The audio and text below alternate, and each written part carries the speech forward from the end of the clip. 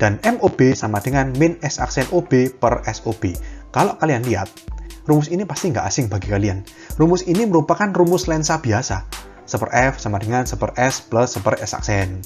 M sama dengan min S aksen per S, gitu kan ya. Hanya di sini dikasih indeks OB karena ini lensa objektif untuk membedakan dengan lensa okuler. Jadi pada dasarnya atau pada prinsipnya, lensa objektif itu sama dengan lensa cembung biasa. Rumusnya seperti itu. Nah, kemudian untuk lensa okuler, kalau kalian lihat di sini rumus umumnya MOK sama dengan SN per SOK. Ini rumusnya apa? Ini rumusnya loop kan? M sama dengan SN per S. Hanya di sini M sama S-nya dikasih keterangan OK untuk menunjukkan ini okuler, biar membedakan sama objektif.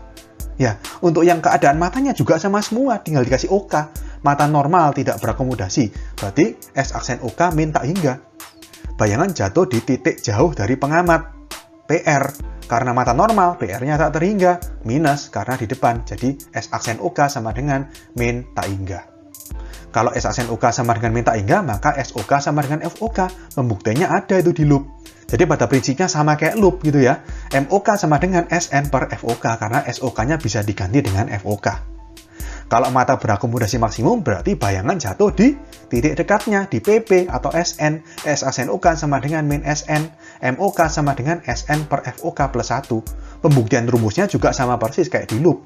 Saya sudah pernah buktikan waktu di part sebelumnya, waktu membahas rumusnya loop. Di sini prinsipnya sama. Lalu kalau berakomodasi pada jarak X, ya S aksen OK sama dengan min X.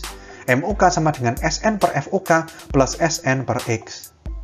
Lalu di sini rumus penghubungnya M total sama dengan MOB kali MOK. Karena ini susunan dua lensa. Ingat ya, susunan dua lensa itu M total sama dengan M1 kali M2.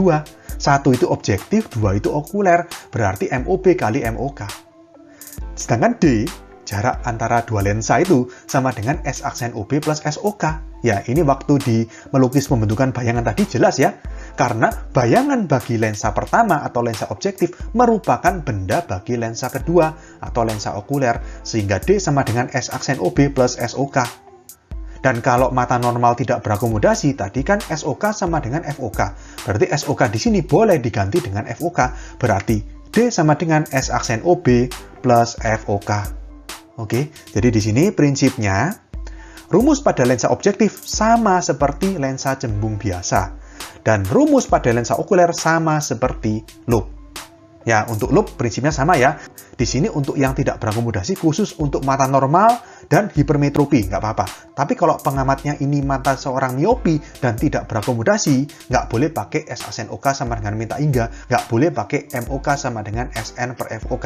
Harus pakai rumus yang mata berakomodasi pada jarak X, di mana X itu adalah kita masukkan titik jauh mata miopi itu, atau PR-nya berapa. Tapi kalau untuk titik dekat yang mata berakomodasi maksimum, ini universal.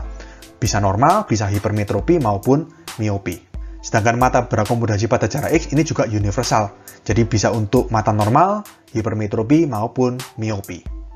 Untuk keterangannya ya kurang lebih sama ya. Jadi FOB jarak fokus lensa objektif dalam sentimeter, SOB jarak benda ke lensa objektif dalam sentimeter, S aksen OB jarak bayangan ke lensa objektif dalam sentimeter, FOK jarak fokus lensa okuler dalam sentimeter, SOK jarak benda ke lensa okuler dalam sentimeter, S aksen OK jarak bayangan ke lensa okuler dalam sentimeter, MOB perbesaran lensa objektif, MOK perbesaran lensa okuler, M total perbesaran total dari mikroskop, SN itu jarak titik dekat pengamat atau punktum proximum atau PP, ini jelas ya. Dan D ini jarak lensa objektif dan lensa okuler. Ya, disebut juga dengan panjang mikroskop.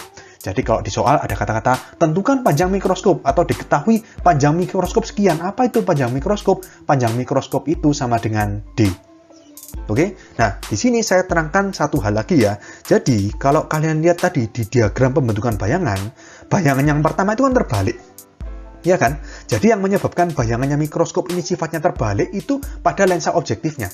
Lensa okuler itu bayangannya nggak terbalik. Jadi di sini MOB nilainya negatif ya pada mikroskop. Baik keadaan akomodasi mata apapun, baik mata normal, miopi, hipermetropi, pada keadaan akomodasi berapapun, MOB nilainya selalu negatif. Dan MOK nilainya selalu positif. Ya, kalau kalian lihat di diagram pembentukan bayangan, Yang menyebabkan bayangan terbalik itu lensa objektif. Jadi MOB nilainya selalu negatif, MOK nilainya selalu positif. Negatif kali positif, M totalnya selalu menghasilkan angka yang negatif.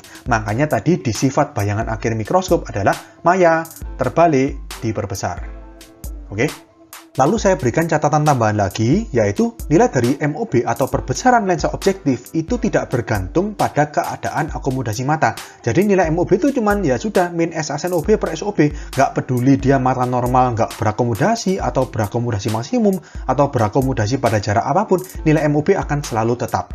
Ya, yang membedakan itu nilai MOK-nya. MOK-nya beda-beda, tergantung keadaan akomodasi mata. Karena MOB-nya nilainya tetap, MOK-nya beda-beda, maka kalau dikalikan, ya nilai dari M totalnya juga akan berbeda. Tapi yang menyebabkan M total berbeda untuk setiap keadaan akomodasi mata adalah nilai MOK-nya. MOB selalu tetap.